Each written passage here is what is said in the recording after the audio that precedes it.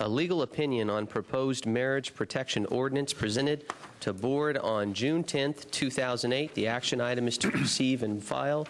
This is under your department, Mr. Barman. Yes, Mr. Chairman, members of the board. I hope to be brief on this issue this morning. I wasn't going to say anything and let the opinion before you speak for itself. But yesterday at 4:30, I attended the swearing in of a new Superior Court judge in these very chambers. And as I listened to the oath of office which he took and which is required by the state constitution, I was impressed as never before by the duty that the oath imposes on all of us.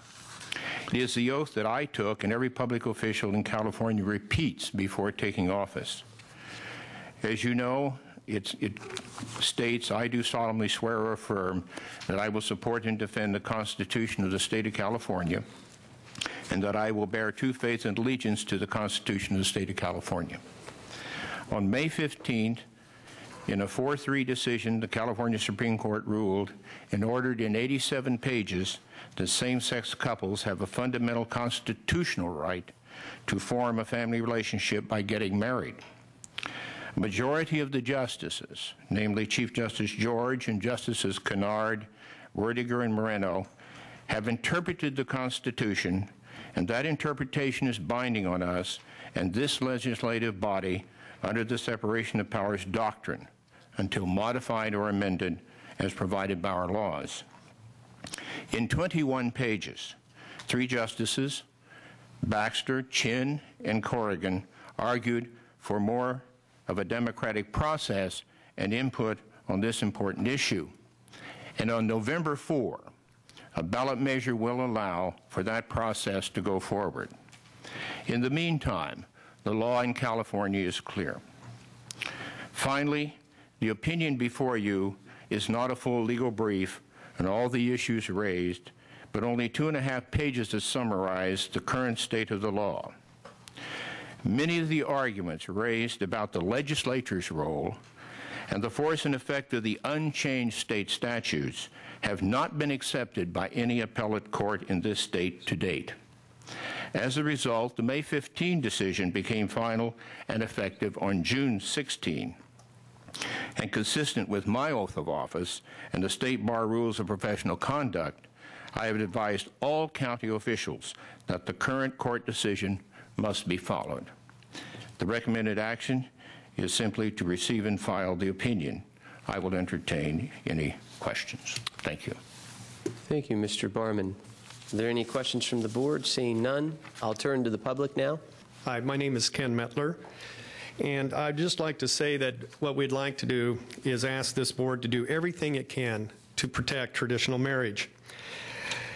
Unlike the majority of the California Supreme Court, Kern County citizens know that the Constitution is based upon what Thomas Jefferson called the moral law.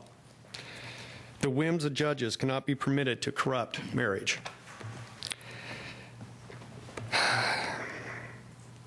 And we also ask that this board not participate in undermining the elected office of the county clerk by deputizing clerks from other jurisdictions such as San Bernardino. And further, we ask this board at a later date if they would support Proposition 8, Protect Marriage, a constitutional amendment that will be on the November ballot. So we thank you for your time. I know you gentlemen are very busy. I know County Council is very busy and is a good man, but we do ask you to really look at this. This is a very important decision for the way our society conducts itself. I'm really angry that I have to come and vote again when California overwhelmingly voted no to same-sex marriage. Kern County, 80% voted no to same-sex marriage. And I'm amazed where are all the Christians who believe that God judges a nation by the law of the land, and the people must stand up for what is right. Love the sinner, hate the sin, and I do not even understand why this has happened when California has voted. The decision was made. It was not long ago that this community faced a similar moral dilemma. A similar board, elected by the people, wrestled with a decision: stand up for what was good and moral and what they knew in their hearts to be right, or support a process. The process was supported. The media made it appear that this would be expedient. However, I am proud to say that the people of this community took the opportunity in the next election to overwhelmingly elect a board member who would stand up for what was right and what was good and what was moral in the eyes of God in this community. The people of this community have shown they will not allow board members to circumvent their will, to support a process made upon the unconstitutional whim of judges. We voted. One man, one woman equals marriage. You as elected board members are facing your own moral dilemma. Apparently, there are those of you who imagine that this is an issue about individual rights. It is not. Marriage is and always has been between one man and one woman. Judges cannot change that. This is an issue of what is good and moral and right in the eyes of God. The media may make it appear that you can circumvent the will of the people of this community, but you cannot. The November election is looming, and the people of this community will speak again. Lest any should say I, as a Christian, hate those engaged in homosexual lifestyles, I want to take this opportunity to say that this is a lie. Jesus loves all sinners, and I am commanded to follow his example. But God does confront sin in all of us. His holy word says in Romans 3:10, there is none righteous, no, not one. And I'm reminded in Romans 3:23, for all have sinned and fall short of the glory of God.